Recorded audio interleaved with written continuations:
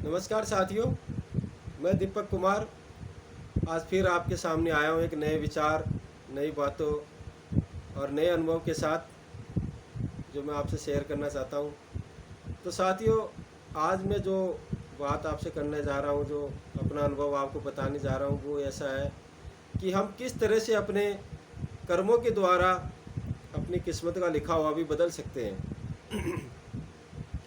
कई दफ़ा साथियों ऐसा होता है कि हमें कई जगह हम पढ़ भी लेते हैं, कुछ ऐसे साधन जुटा लेते हैं जिससे हमें थोड़ा बहुत अनुभव हो जाता है कि भाई आगे भविष्य में या कभी मेरे साथ क्या हो सकता है या ऐसा हो सकता है।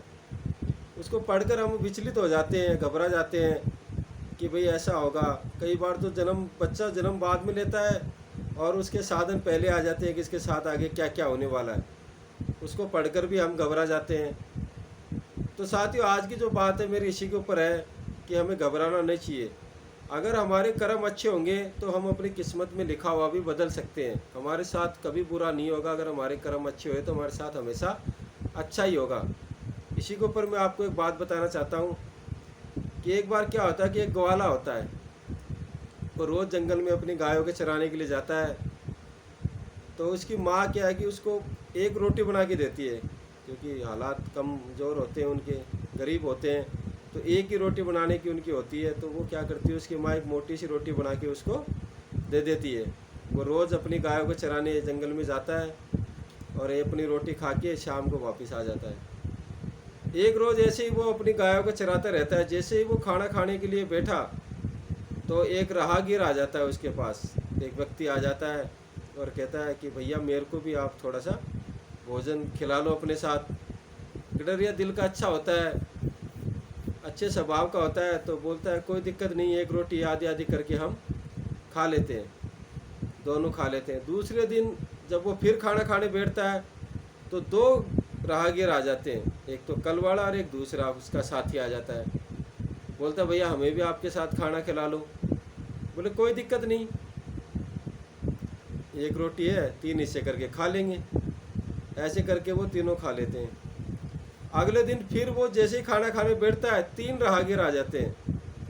बोलते हैं भैया हमें भी खाना खिला लो अपने साथ। तो दो तो पुराने वाले उसके साथ ही, एक नया और आ जाता है, तो चार हो जाते हैं वो। बोले कोई बात नहीं, एक रोटी है, हम चार हिस्सा करके खा लेते हैं। चारों चार रोटी, एक रोटी का रोज़ चार हिस्सा करके खाने लग जाते हैं। अच्छी उनमें दोस्ती हो जाती है। रोज़ वो उनका इंतज़ार करते हैं, वो उसी टाइम पे आते हैं, रोज़ खाते हैं। एक दिन ग्वाले का मन कर जाता है कि मैं उनको पूछूं कि तुम कौन हो, कहाँ से आते हो, क्या करते हो, रोज़ खाना खाने आते हो, अपना कुछ काम धंधा कुछ तो बताओ। जैसे वो उनको पूछता है, वो उसको मना कर देते हैं कि भैया हम तेरे को नहीं बता सकते हम कौन है, कहाँ से आते हैं।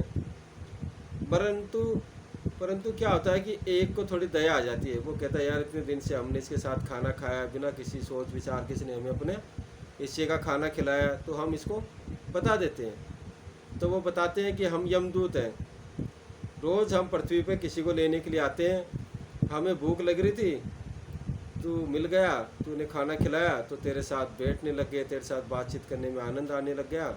हम रोज़ अपना काम करके चले जाते हैं। तो ग्वाले का मन करता है कि भाई मैं पूछूं कि मेरी मृत्यु कब होगी। तो ग्वाला उनसे रिक्वेस्ट करता है, प्रार्थना करता है कि अब मेरे दोस्त हो, तुम मेरे को बताओ। वो मना कर देते, नहीं नहीं हम ये नहीं बता सकते। वो बार बार रिक्वेस्ट करता है, प्रार्थना करता है उनसे, तो उनको दया आ जाती है। तो वो बता देते हैं कि भाई हम तेरे को बता देंगे, लेकिन तू किसी को भी ये बात नहीं बताएगा, हमें वचन दे। तो ग्वाला उनको वचन दे देता है कि मैं किसी को नहीं बताऊंगा। तो वो यमदूत उसको बताते हैं कि जिस दिन तेरी शादी होगी ना, उसी दिन तेरी मृत्यु हो जाएगी। अब ये बात ग्वाला सुन लेता है। काफ़ी दिन बीत जाते हैं, वो सब लोग ऐसे ही आते हैं, रोज़ मिलते हैं, चले जाते हैं। ग्वाला भी वक्त के साथ उस बात को भूल जाता है। धीरे धीरे वो ग्वाला बड़ा हो जाता है, उसकी शादी का दिन आ जाता है और उसकी शादी भी हो जाती है। जब उस ग्वाले को याद आता है कि भाई आज तो मेरी अंतिम रात है, अंतिम दिन है मेरा, आज शादी होएगी, अब तो मेरा मन्नत तय है। तो वो ग्वाले की जो पत्नी होती है, वो क्या है कि ऊपर जो चुबारा होता है उसके अंदर बैठी इंतज़ार करती रहती है अपने पति का। और ग्वाला जैसे ही तैयार होके उसके पास जाने लगता है, तो सीढ़ियों में एक काला नाग बैठा रहता है, वो यमदूत एक काला नाग का रूप लेके बैठा रहता है। जैसे उस ग्वाला सीढ़ियों पे चढ़ता है, उस नाग पे उसकी नज़र चली जाती है। ग्वाला देखता है कि ये नाग है, ये तो वही नाग है जो मेरे को डसेगा आज। और वो नाग उसी का ही मित्र, वो यमदूत होता है।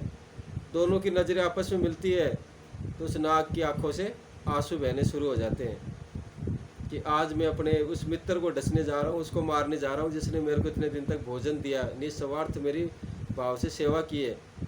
परंतु वो क्या करे, यमदूत का अपना फर्ज था, उसको अपना फर्ज पूरा करना था।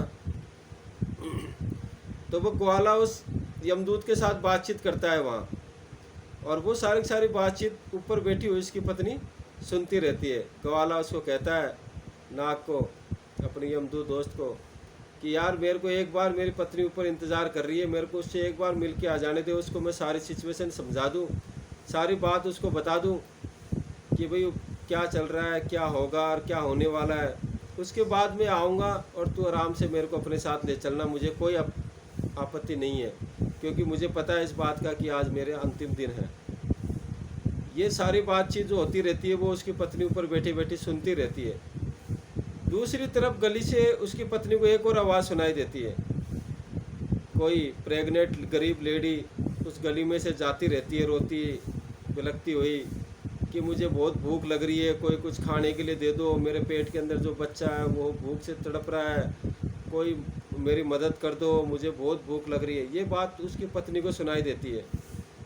उसकी पत्नी के पास भोजन की थाली वो रखी रहती है। उसको पता रहता है कि उसका पति तो अब जाने वाला है, क्योंकि यमदूत आ गया उसको लेने के लिए। वो सारी बात सुनती रहती है, तो देखती है ये थाली मेरा अब किस काम की है, खाना कौन खाएगा, मेरे पति देव तो मेरे तक पहुँचेंगे नहीं। तो वो उस थाली को क्या करती है, उस प्रेग्नेंट लेडी को दे देती है।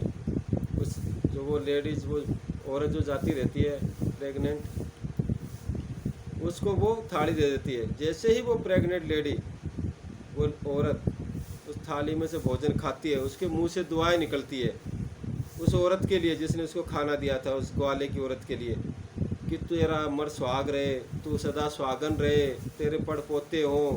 वो दिल से उसको दुआ देती है, क्योंकि उस भूखी को उसने खाना दिया था। और कहते हैं कि जो गर्भवती महिला होती है उसको दिया हुआ दान बहुत सबसे बड़ा दान बताया गया है। तो जब वो इस तरह की दुआएं उसको देती है, पॉजिटिव पावर उनकी तरफ बढ़ती है, वो सकारात्मक ऊर्जा जब उनके पास आती है, तो सीधा यमलोक से उस यमदूत के पास कॉल आता है, संदेश आता है कि भैया तुम इस ग्वाले को छोड़ दो, इसके लिए कोई बहुत ज़बरदस्त दुआ कर रहा है, इसको उम्र और बढ़ गई है, तुम इसको छोड़ दो, वापस आ जाओ। तो वो यमदूत भी खुशी से वापस चला जाता है, ये बात ग्वाले को बताते हुए कि तेरे लिए किसी ने बहुत दिल से दुआ दी है, और उस दुआ के कारण तेरी लाइफ और लंबी, तेरी ज़िंदगी और लंबी हो गई है। तो दोस्तों, इस तरह से एक छोटा सा अच्छा कर्म करने से ही उसके पति की जान बच गई। तो सोचो, हमारे पास तो पूरी ज़िंदगी है, पूरी लाइफ है। अगर हम भी अच्छे कर्म करते रहें, किसी की छोटी मोटी मदद करते रहें, और उनके द्वारा दी गई दुआ, जिसको हम सकारात्मक पावर बोलते हैं, सकारात्मक ऊर्जा जो होती है, उसको आएगी हमारी तरफ, तो सकारात्मक ऊर्जा का हमारे चारों तरफ ऐसा गहरा बन जाएगा कि हमारे तरफ हमारी पूरी किस्मत भी अच्छी हो जाएगी। हमारी तरफ कोई भी गलत चीज़ है, कोई नेगेटिव पावर है, वो हमारी तरफ नहीं बढ़ सकती। इसलिए हमेशा अपनी सोच को अच्छा रखो, हमेशा अच्छे काम करो, और लोगों को भी अच्छे काम करने के लिए प्रेरणा दो। जय माता दी। धन्यवाद।